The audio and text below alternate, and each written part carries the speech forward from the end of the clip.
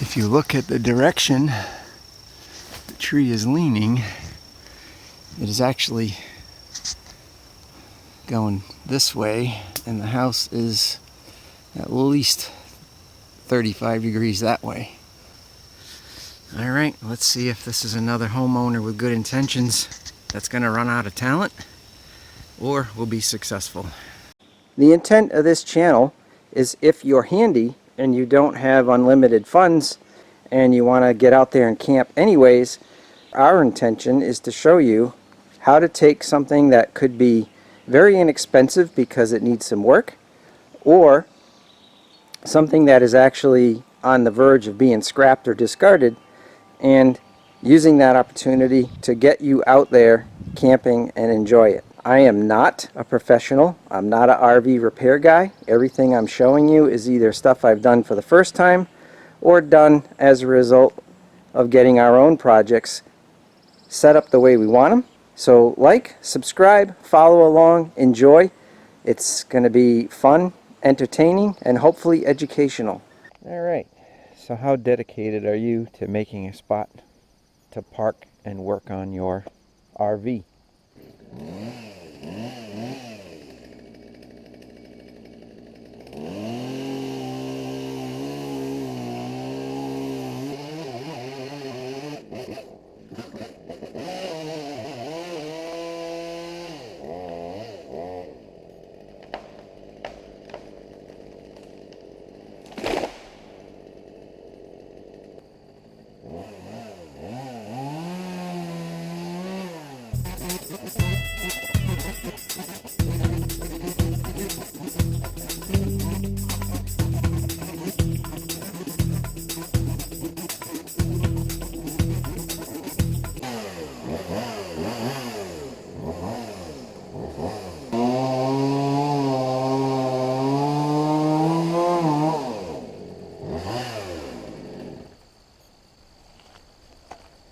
Okay, I know many of you are going to be crying and complaining because I just cut down a perfectly good white pine.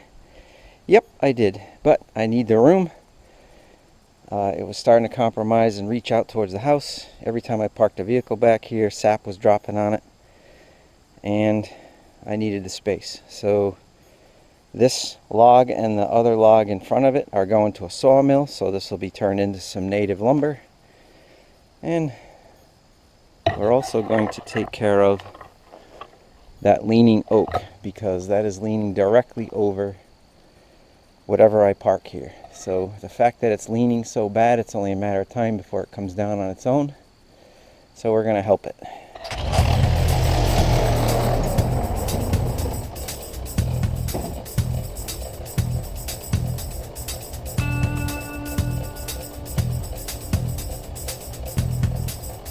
Alright, let me show you what we're up against here, folks.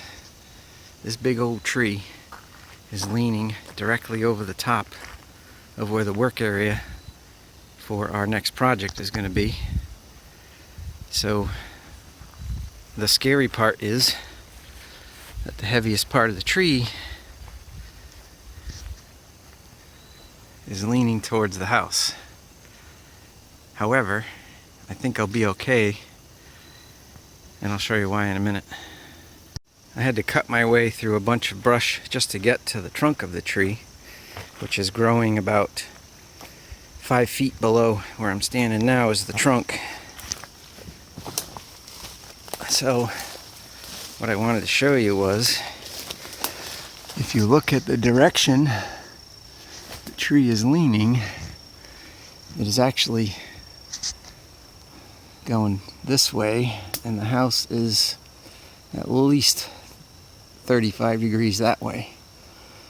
So I'm thinking if I notch it correctly and cut it and release it with the left side of the tree staying intact till the very last second, it should allow it to drag down well away from the house and fall in that general direction. So alright, let's see if this is another homeowner with good intentions that's going to run out of talent or will be successful. So this is right where the camper is going to be parked. Directly above it is that canopy that is a fork in that tree. And what seems to be happening around here is those forks are splitting, especially, that's giant. All that weight is relying on just the strength way down on that fork, and they have a tendency to split. Here goes nothing.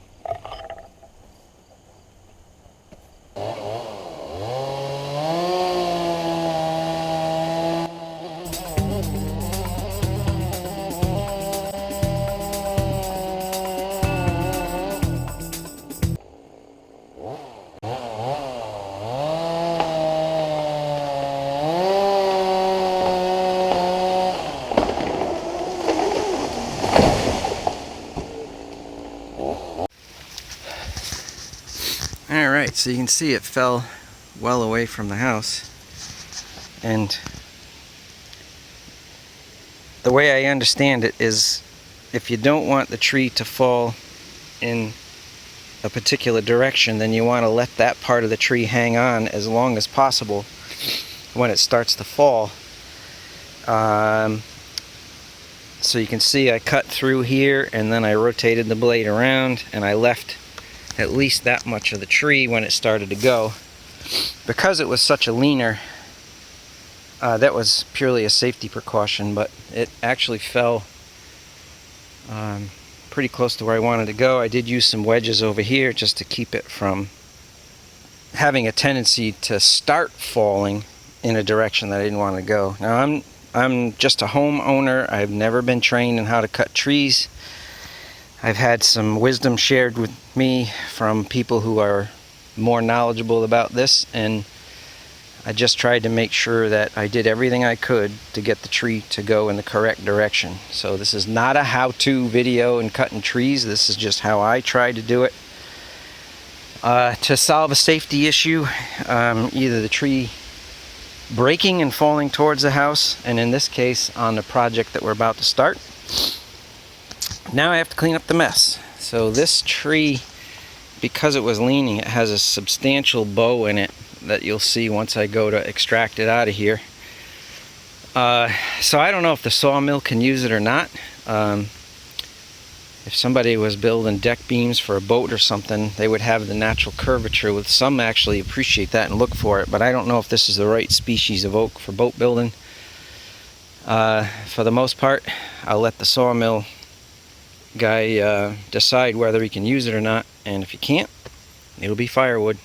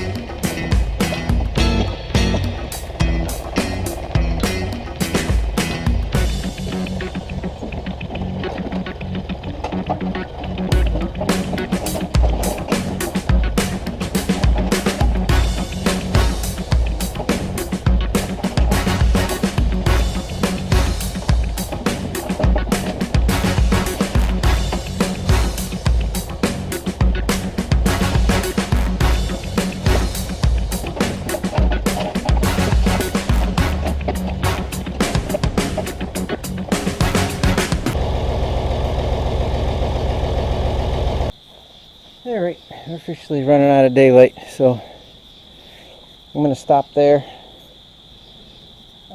Tomorrow in some daylight, or the next time I get to do this, I'll find some small stones to use as primary fill, and then I'll hopefully fill up the void with the nasty stuff, and then use the dirt I dug out of the hole that has less stone in it to finish it off.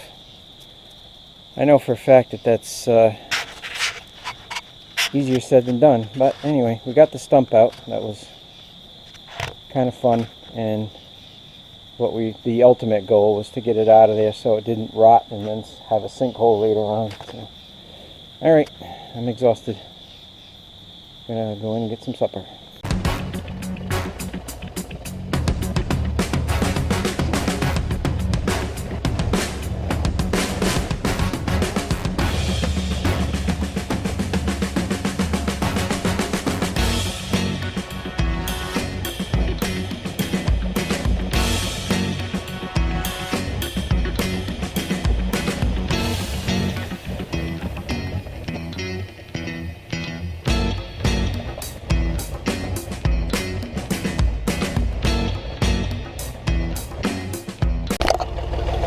Alright, we're back at it today, letting the tractor warm up. You can see we finished pulling the stump out, backfilling, and got all the tree debris out. And then we got, you might be wondering what the heck is going on here. Well, when we originally turned this empty lot into a building lot, there was tons of big giant rocks everywhere, and just as a place to put them, we lined them up all along the property back here because we had no idea what the long-term usage could be or would be back here.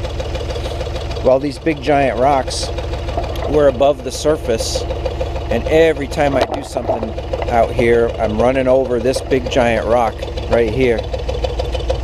And when I back the trailer into this spot, I'm always running over that with my front tires when I do the last swing back in the camper or the boat or whatever it was that we were working on back here.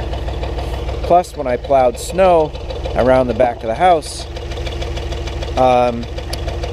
I couldn't push it over the rocks into the gully that is just behind all of this. So in order to get this rock freed up and moving, I had to move all of those big ones, including these two that were above the surface like those are down there. Dug a big deep hole, and then I just pushed them in, and that kind of unlocks the front side of this big giant one that is right here under this dirt. This is a big giant boulder, and you'll see more of that as I get to it. So just like everything else I do, having ADD, ADHD, OCD, the whole alphabet, this is the kind of the way things go. You know, it just started out as simply cutting down a tree over here to make more room. Then it was another tree, cleaning that mess up. And then, oh, while I got the tractor running, let me just try to do this. And I've got this explosion going on. So the goal today, before it starts raining again, is try to get this rock. I'm going to dig as deep a hole as I can in front of it, so I don't have to move this rock in any way in terms of trying to lift it. I'm really just trying to dig a hole to get it to slide a little further below ground. I got to get it like 12 inches lower than it currently is. I have no idea how large that rock is. I don't remember, but it's bigger than any of the ones that are currently out. So I really have to make sure that whatever I do in a preliminary fashion is plenty deep enough and large enough to get whatever that is to slide into the hole. So once the tractor is warmed up, I'll get over here, position the machine so I can pull all this away from the front of it now that a lot of that stuff is moved away. Dig around the outside the best I can to expose whatever, to kind of figure out how big that is. Hopefully get it to move, and then I can push all of this debris in and hopefully reclaim maybe a portion of this. So when I pull the truck forward and back the camper in to the area, I can swing the front tires probably a good width of the vehicle further in that direction than I used to be able to. Plus, when we get the snow, pushing the snow in that direction will be a good thing. Now, all of those rocks, I've pushed them as far as I could reach with the boom of the backhoe. Once this is filled in a little bit, I can push those. Right now they're sitting up on a mound. Right behind that is about a 6-foot deep gully, so I'm just going to push those further into the hole. And as the years go by, we've been pushing the backyard out into that gully and using stuff like this as the fill to eventually, as I scratch around and find more, fill that gully. So, alright, here goes nothing. Alright, so that rock right there may have been the key to my success. Let me show you why.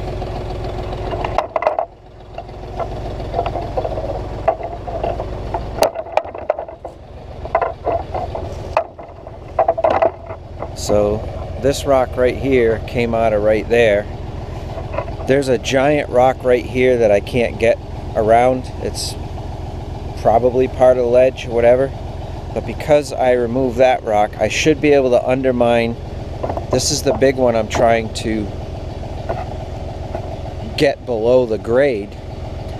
So now I've got that big rock out, I should be able to undermine all of the dirt under it and get it to tip and fall in. And then it should go below grade because I have a big enough void for it to fall into. I've got my bucket under a corner of this side and a little bit at the back, and I can get it to rock. It's way beyond the capacity of the machine for lifting, so the only thing I can do is get it to slide into the hole. And I'll take away as much dirt as I can, so when it does slide into the hole, the dirt doesn't go in first and fill the void that I'm trying to get the rock to slide into. You can see as I pull the smaller rocks out, I'm using the smaller stuff to build a barrier, so when I pull this dirt back in, it's got a good base for it to fall into. So let me see if I can give you a perspective of how big that one rock is. Bear with me for a moment.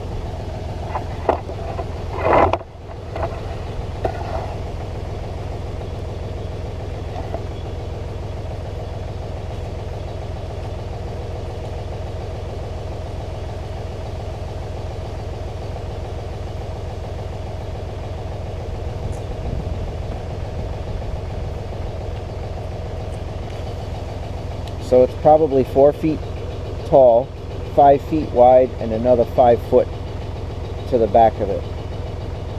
So as I said earlier, the old timers always told me that when you're burying rocks, make sure that when you dig a hole, it's much bigger than you think it needs to be. Because once it slides in, if it doesn't do what you want it to do, there's no moving it back out. So, alright, let me get back at it.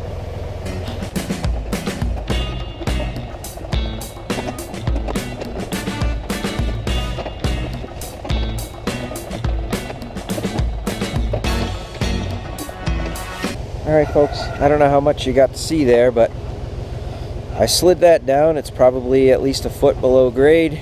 I pulled some others out to be able to knock this whole bank down level with what's over here. I'm going to continue cleaning this up, and I'll show you what it looks like when I make a little more progress. Alright, I did what I could with the material that I had available, and I was successful in taking the rocks that were above the surface, put them below grade. Now I need a ton more fill. I made an attempt to find a hole to dig, and I only found enough to kind of fill in this corner, which will give me plenty of room to swing the truck in.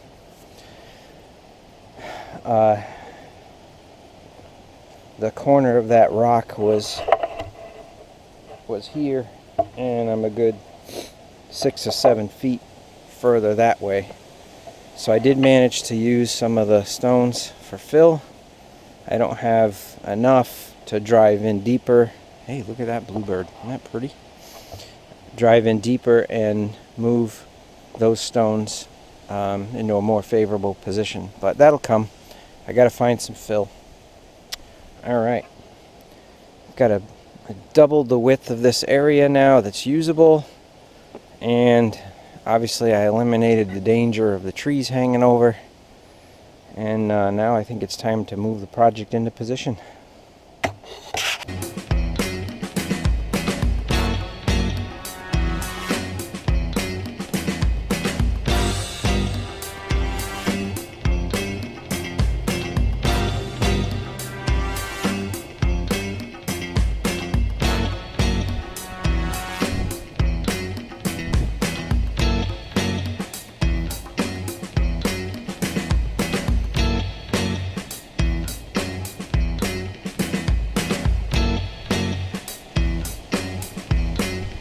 Alright, the new project is in its new home. So now we can start tearing into it. We'll fill you in more on this project as it comes along. But my little spot here is working out quite nicely. I've got plenty of room to get around the back side. And then when I get more fill, I can work here and still not disturb the camper. And I still have room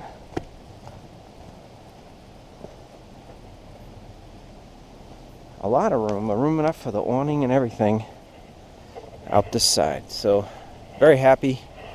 It's well worth the effort. I probably got 20 hours into this project, but I've made the yard more usable, got more room for this project, and I solved an issue that's been haunting me for 11 years, and I'm in the process of kind of reclaiming another 15 feet by 15 foot pad here as I accumulate some fill. So alright, that's it for now. We'll fill you in on the details of this project soon.